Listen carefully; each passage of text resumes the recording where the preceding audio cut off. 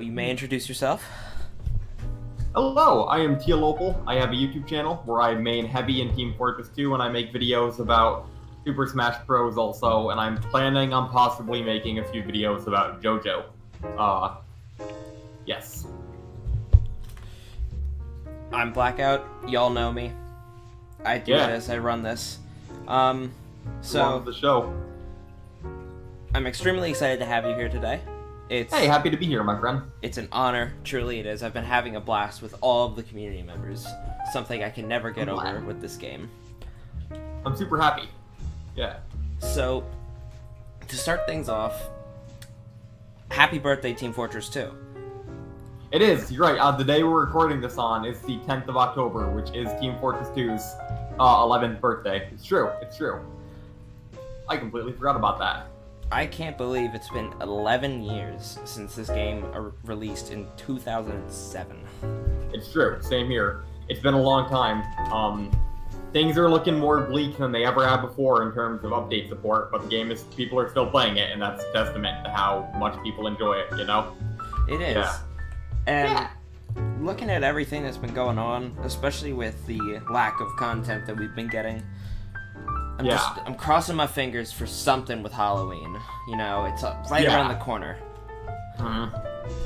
I've said to a few of my friends, like Ethan and Central and them, I've said to them, it really is crunch time for TF2. Because if a Halloween update doesn't drop, like if there isn't anything for Scream Fortress like there wasn't for Summer, it'll be confirmation that the game isn't being worked on anymore, you know?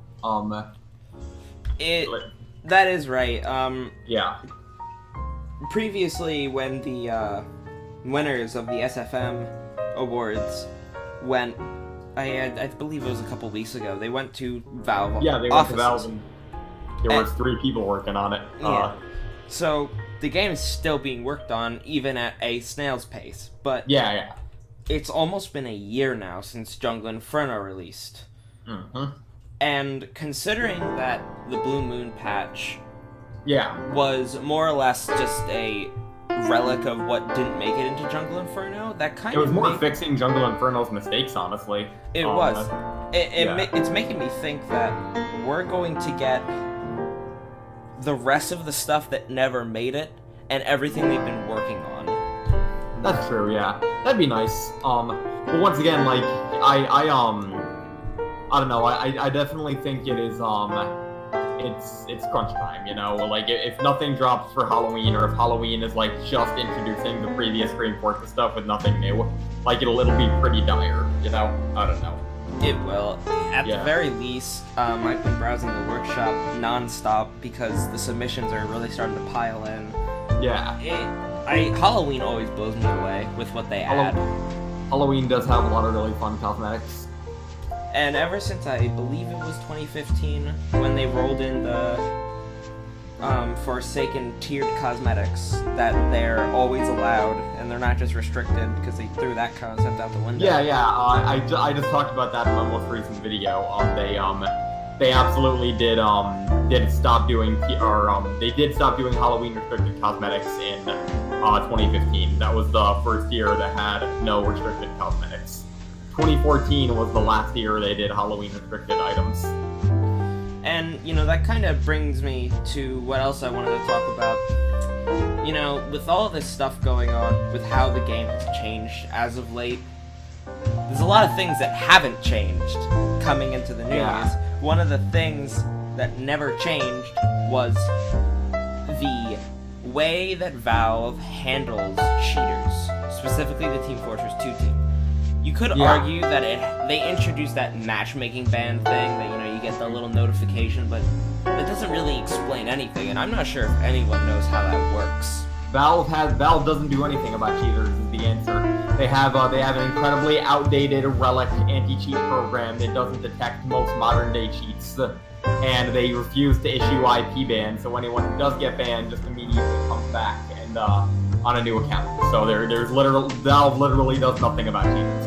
They can ban like people who aimbot, but anyone using null core or any other modern cheats are completely invincible. And even if their accounts get banned, IP bans aren't a thing, so it's entirely superfluous, you know?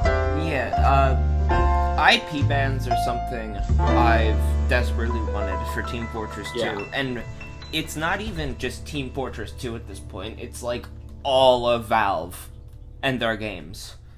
Yeah. An IP Agreed. ban is way more strict than Yeah. just an account ban, but at this point, like, it's ridiculous. I run into cheaters at least usually once a day. Yeah. If I'm unlucky, and it's to the point where they have to know that this is an issue, and Oh, they absolutely do, but Valve doesn't like doing things, so they're not gonna do anything about it. one of my hopes for the hopefully arriving soon update is IP bans for at least Team Fortress 2. I would love to see that. Yeah. I've always said I thought it would be the funniest thing ever if Valve started issuing IP bans, but didn't alert anyone about it beforehand. So, like, all of these fucking people ulting on, like, hacking on alt accounts would get banned, and then they just go like, well, I can just go on my main account, and they find out they'd be banned on there too. That'd be fucking hilarious. And like, if I've mentioned that, and people have said, like, think about how many, like, top players and high tier traders would get banned. Then it's like, screw them. If they're gonna cheat on an alt account, they deserve to be banned on their main account too. If they're a high tier trader, then those items can enter the void for all I care. If they're cheating, they deserve to be banned. Exactly, and it's really I guess some people, it's like a double standard, you know. Yeah. They've had a change of heart, you know. Sure, they might have, but that's just what happens, you know. They kick them in the ass when they least expect it. Yeah. So yeah, I think if Valve started issuing IP bans with Zach and didn't tell anyone about it beforehand, which isn't gonna happen, it's a pure pipe dream. Valve's not gonna update back. They haven't in like 9 years. But if they were to, it'd be really funny. I would appreciate it. I would as well. So, kind of sticking with the topic of old stuff, Yeah. the casual system that was implemented all the way back in 2016, meet and match update, and the ye old quick play. Yeah. I'm not sure if people talk about this as much as they did, of course, when casual was implemented. A lot of people lost their shit, and understandably, because it didn't work on launch. Yeah. But today, I could confidently say it's a flushed out system. Yeah. So my question is, does it stack up to what quick play was, and is it possibly better? I would still honestly prefer quick play there, even though matchmaking works, like the casual matchmaking system works now, which it didn't on launch. It still like complicates things too much. Like not your friends not being able to join you mid-match and things like that. That's just fucking stupid. Like it's I would have still, and like, you know, I would like being able to actively select what maps or what game modes I wanted to play without having to wait for a queue. Like I would much rather quick play, honestly, even at this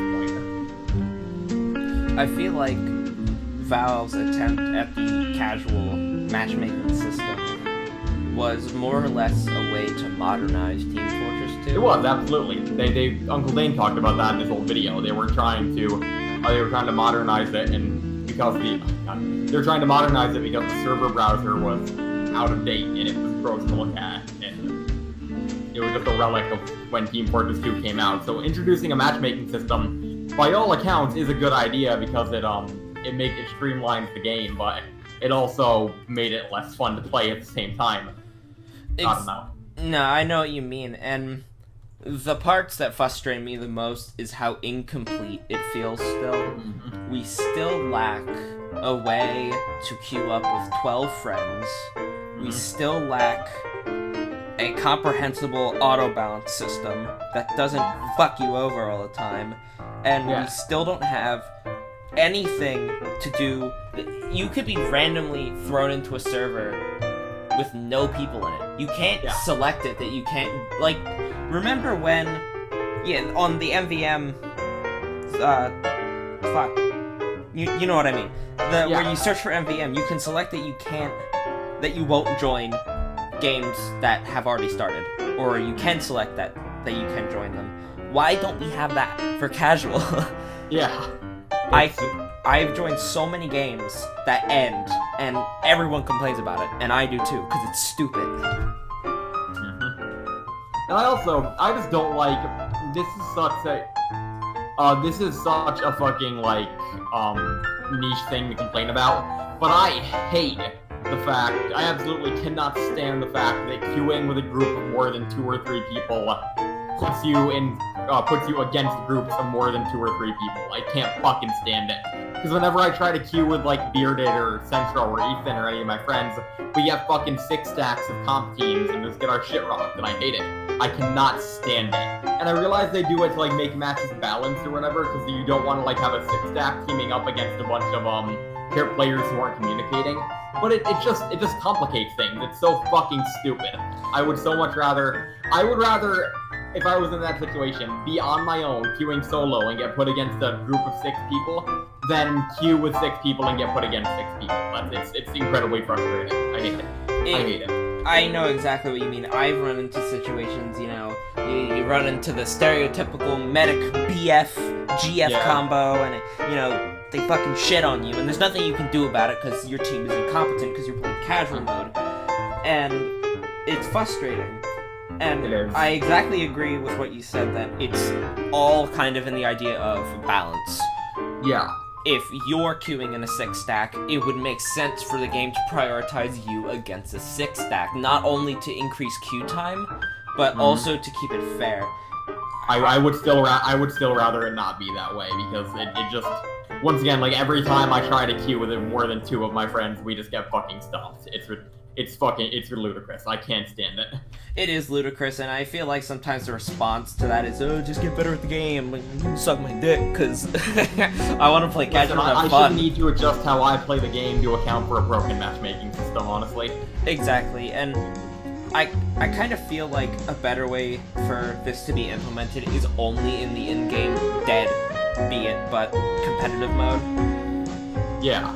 I think it does have a good place, because it would be pretty stupid if you get paired against a 6-stack when you're queuing with randoms, but that's just me.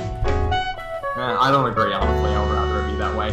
But regardless, what is the next talking point? The coaching system. Yes. It's a little minute at best, but Dead. it is dead. It doesn't even work, because when they changed the ad hoc connections with Meet Your Match, it fucked the system. You can't even join people unless they're in a community server. And then what are you gonna do, coach them in a community server? It's so funny.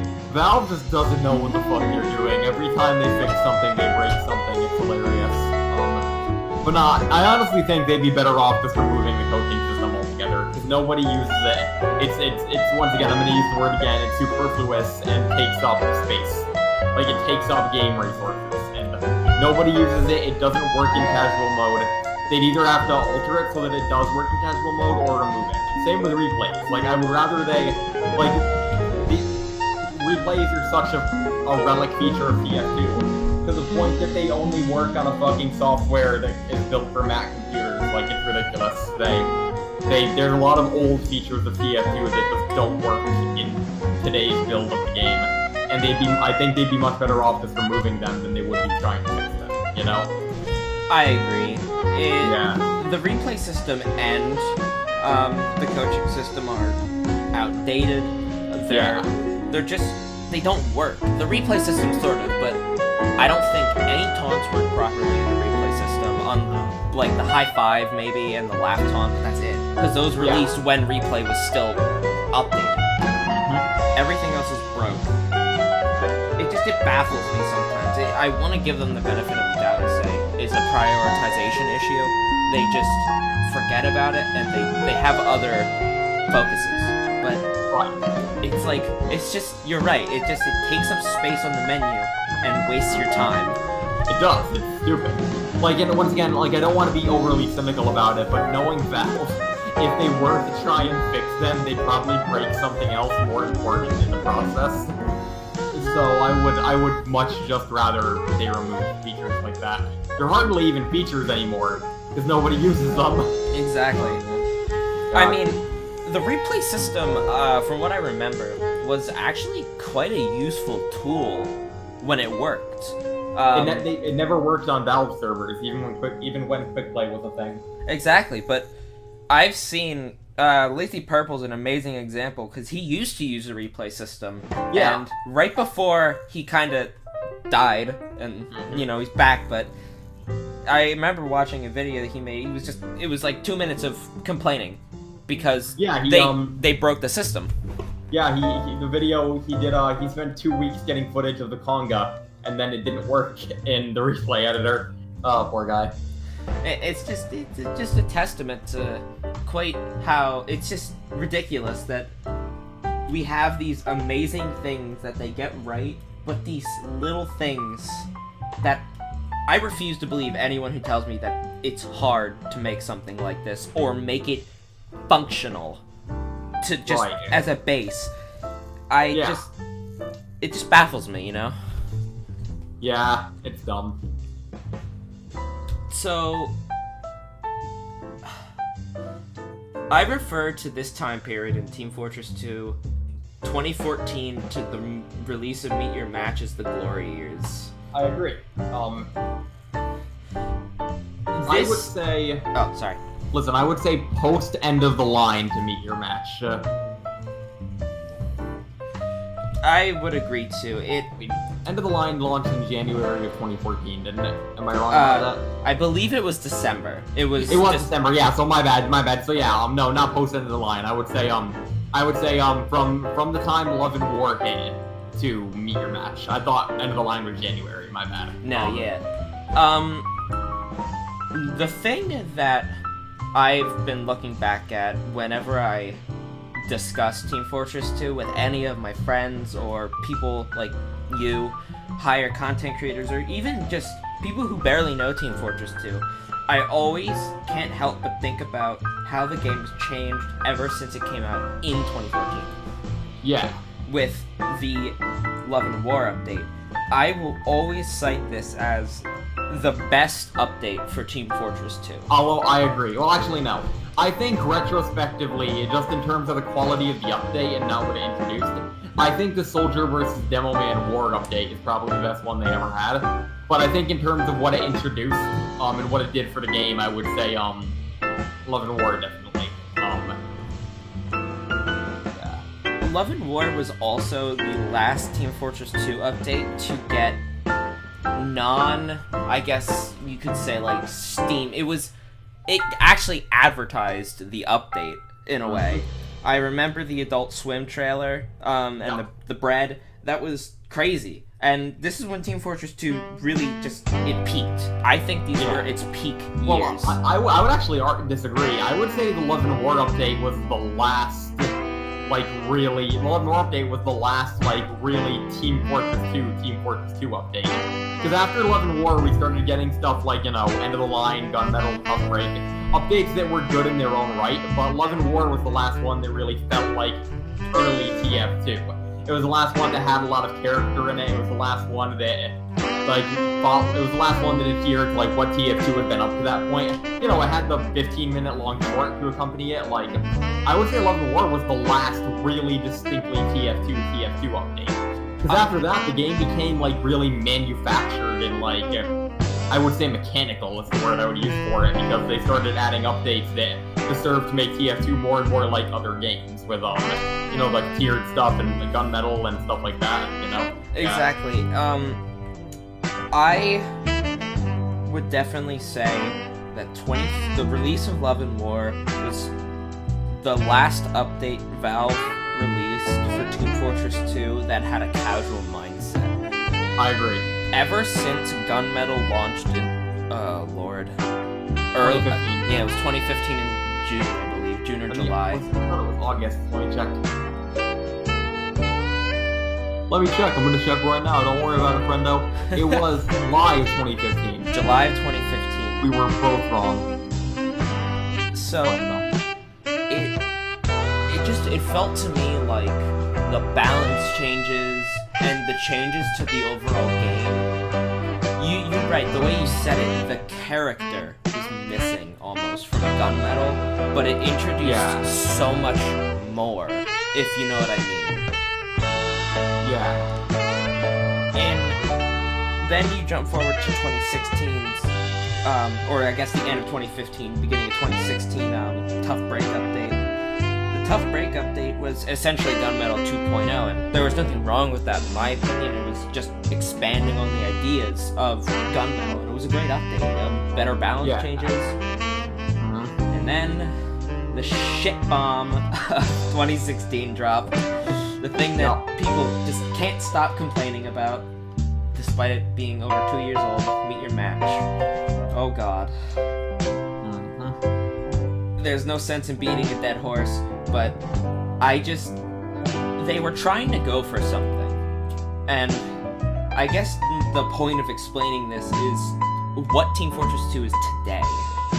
It's its birthday today, after all, and it is. The game is completely different from when it originally launched.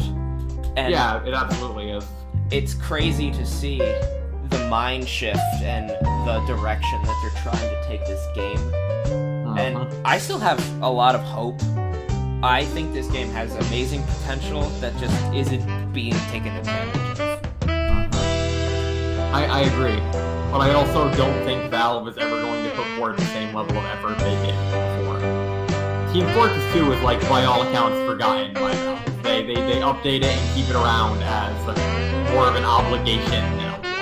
Because, you know, it doesn't pull in money like Dota 2 and CSGO do. It's not a competitive game like Dota 2 and CSGO are. Like, and by all accounts, Valve doesn't care about TF2 anymore. And I think that's something a lot of people in the community have trouble accepting, you know? I kind of agree.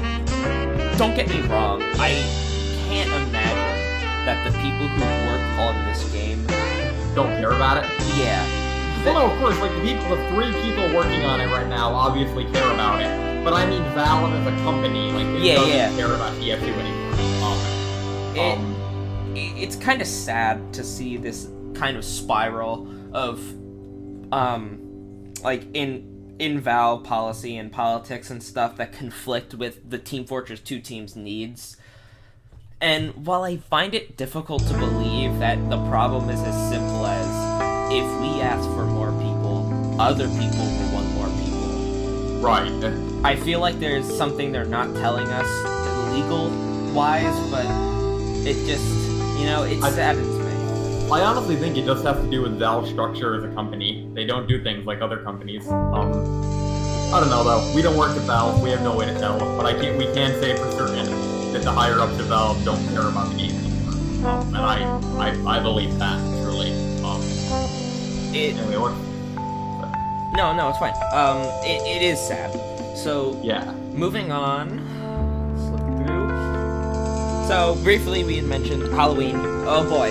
It's spooky month, you know. We got the spooks, we got the skeletons. It is spooky month. Well, you can't have spooky month without spooky stuff, so... Yes. What are you looking forward for? Especially in, like, the workshop and just as a whole for Halloween, if we ever get it. I would like for them to introduce a new Halloween gimmick.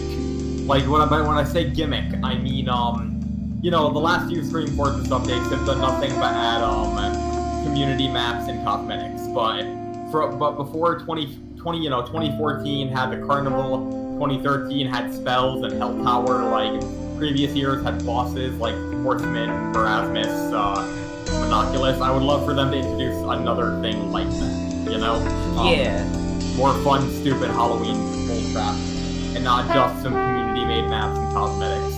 Remember when Valve added Halloween community Halloween variants of maps that weren't actually in the game? Can we keep them from doing that again, please? I'd appreciate that. Did they added Brimstone and Maple Ridge? They did. And yeah, neither of those maps are in.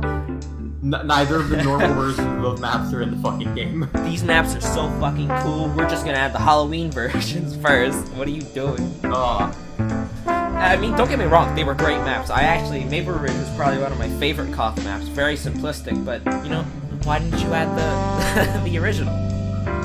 Yeah. It truly does.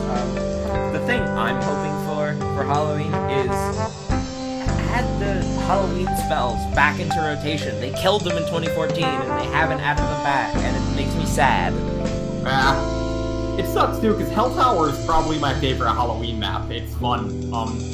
And truly, it has nothing to do with it being a Halloween variant of Hell Tower, or High Tower. Hell Tower is just cool, I like it. I like the witching hour thing where the bridge opens, and I like how, Blue Tark and Red Mindy yell at you throughout the match and stuff, and I like going to hell at the end of the match. It's fun. But Valve hasn't done anything fun like that in a few years, and it's upsetting. Exactly, seeing something like... I guess you could give them a little slack, Event Gorge, it had the skeleton boy come out of the first point, but that's just like a rehash of Man Manor. There's nothing wrong with that. It was still pretty cool, but I don't know. It seemed like a reused idea, nothing original. It did. I'm looking forward to just the cosmetics and the community maps. Yeah. I've seen community maps. Event Powerhouse. Powerhouse is one of those shit-on maps for being stalemating, but that's kind of what I like about it. It just takes a while. You can grind, and it's fun. And then, I believe, let me check here. Koth Frost Moon. It's on the front page of the workshop at the bottom. This map looks amazing, and if they don't add this, I'm gonna be a little disappointed because it is very good. Yeah. And it just, I remember also there's, oh god, I'm so excited, there's a pyro cosmetic, I believe. I'm not sure where it was, but you remember the Tiny Texan? Yeah. It's that, but it's the entire pyro's head. It's a mini pyro coming out of the... Oh yeah, I saw that. I saw someone mention that. It's very funny. I need that. It does look very fun. This is just a few things that I want, and, when did Halloween drop last year? I think it was the 24th, because it released a little after Jungle Inferno launched, because it kind of launched late in October. Yeah, the Halloween updates drop usually very late into the month, like in between the 20th and the 30th usually. Maybe they'll drop it early because there was nothing kind of in the summer, but maybe, yeah. Who knows? It'd be neat. I'd be down. What's next on the docket, though? I know none of these topics really correlate, but... No, it's fine. In the past I've heard the idea thrown around by a bunch of big figures in the community, i.e. like Uncle Dane and Funk, that Team Fortress 2 should probably be handed over to a third-party company for full development. I agree. I absolutely agree. I believe if Valve can't be bothered to allocate the resources and manpower necessary to continue working on Team Fortress 2 at a consistent rate, I do think that handing it off to a third-party developer would be the best choice. I agree too. Yeah. I remember the biggest example I can give was, I believe it was back in Meet Your Match when Pastime was officially added into the alternative game mode, and Pastime was developed by Red Robot, which is a movie studio of all things, but it was completely independent. It was a project that that the Team Fortress 2 team oversaw as they worked on it, and when you have people who are as passionate as goddamn movie maker, people who make movies, nothing to do with video games, that they can make something like this. Sure, it's simple, but Pastime is fun too. Like, I don't play it too often. When I do play it, I have fun. Like, exactly. Like, they did something really right, and I just why don't we get this in the game all the time? I don't know. It's weird. Valve does not like to do things that require effort or creativity when it comes to Team Fortress 2 anymore. And I feel like if they were to try to allocate Team Fortress 2's development to another company, I feel like they'd find some reason not to. It's hard. I don't know how to word it. I don't know how else to word it. Valve would find some reason not to. I know, they pull an excuse out of their ass. It could just be, we don't want to lay off the potted plant that's working on the game, or... it's all of this potential that I see squished because of this goddamn company's policy of you can do whatever you want. Finally, Let's hear it. Tell me. Lay it on me. the future for this game. Future. Nothing. Nothing. No, that's too cynical. I don't think Team Fortress 2 has long left. If it continues at the rate that it's going, like one major update a year, eventually it's gonna dwindle to like one major update every 2 years or something. And I truly like do not think Team Fortress 2 has more than like 5 years left. That being said, I will say that I believe fully the TF2 community is resilient enough that people will not stop playing the game. People will not quit Team Fortress 2 until Valve officially announces either their ceasing development or the shutdown of the game servers. Like, it will take interference from Valve to get people to stop playing Team Fortress 2, you know? I know what you mean, and yeah. You know, I don't see anything like that happening at all in the future. Yeah. I'm really holding on to this hope that there is something right behind the curtains that we can't see but know is there, you know? Yeah. And I'm really hoping it's just gonna blow everything out of the water. And I'm not holding my breath for it, but I'm hopeful, to say the least. I see Team Fortress 2 as either two things, a relic of Valve's past, or possibly one of its best games in the future. I definitely think it's more of a relic of the past. I don't think Team Fortress 2 is ever going to return to what it used to be. But once again, I also don't think the game is going to die unless Valve themselves explicitly intervenes. And like you said, they're probably not going to do that. So that's probably not going to happen, you know? Exactly. Halloween's almost here, you know. I've been setting my hopes aside a little, just kind of waiting for the update. And you know, when it drops, even if it's just Halloween with nothing else and just cosmetics, I'll still be happy. It's something, you know? And exactly, yeah.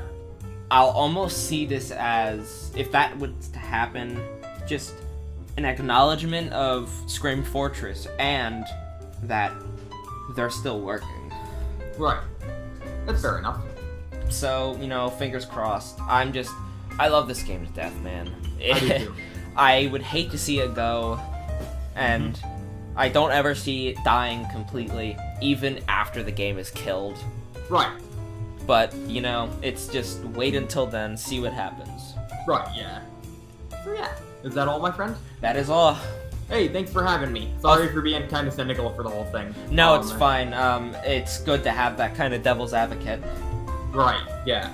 Well, thanks for having me, friendo. It was a pleasure to appear with you.